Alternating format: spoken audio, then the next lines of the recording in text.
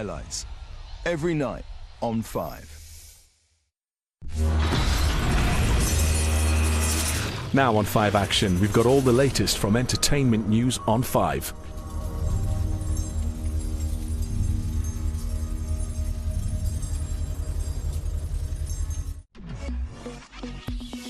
This is entertainment news on 5. Today we're expecting big things from the Odyssey. I think what the fans are going to see here is unlike anything they've ever seen before. Anya Taylor-Joy's feeling lucky. Despite the screwdrivers through the head. And we see how Disney's new Moana stays connected. They have this like telephone underwater that speaks to you. But first, it's a perfect day to watch a Legally Blonde prequel, with Lexi Minetry breathing new young life into Reese Witherspoon's classic character. But how has Elle Woods impacted the actress? She always gives people a second chance, and she gives them the benefit of the doubt because, you know, obviously when you meet people, like, they are coming in with their own baggage. I like to think, like, no, give people the chance to change.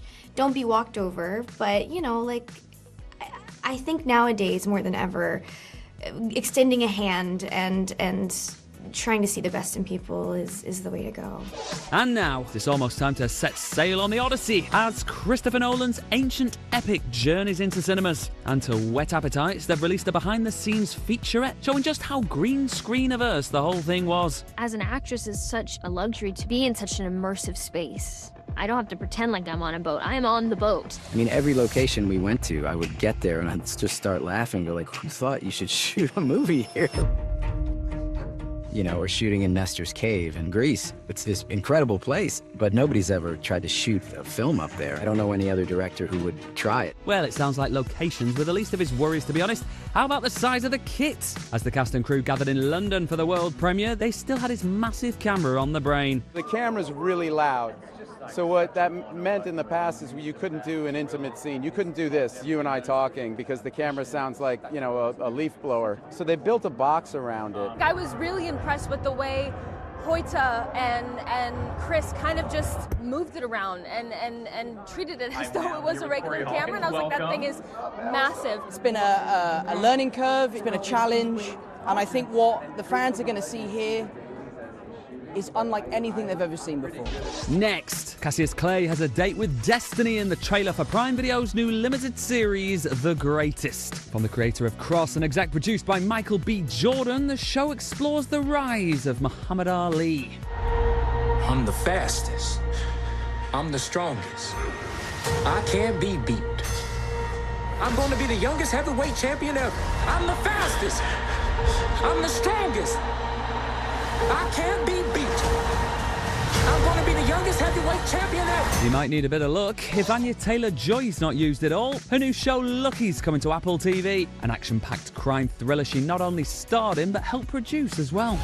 How can someone so small cause so much trouble? Hello, dear. It's been a while. Being able to be on the ground floor of construction, to be a part of the casting decisions and the look of the show and the sound of the show was so thrilling, and I'm really, really proud of our entire team. I think we had a wonderful time making it, and I think you can feel that on the screen, despite the screwdrivers through the head. Screwdrivers through the what now? Next, the live-action Moana reboot's upon us, featuring a brand new Moana and a magnificent follicular comeback for Dwayne Johnson. Everyone's hero. Maui, you're so amazing. Look at the definition, this girls.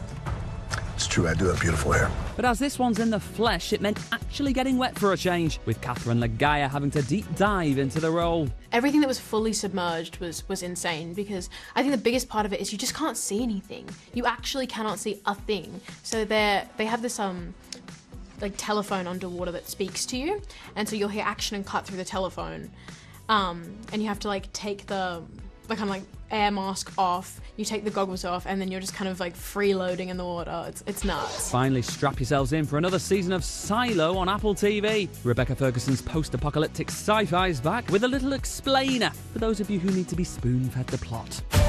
What is controlling us? Why are we being controlled? Season 3 is the unraveling of the mystery. Why people are living underground. And now we have 2 separate stories which we're jumping in between.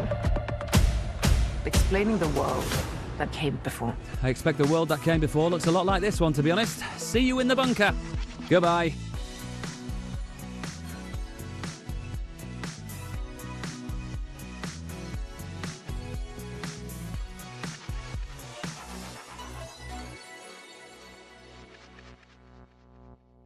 In the high-stakes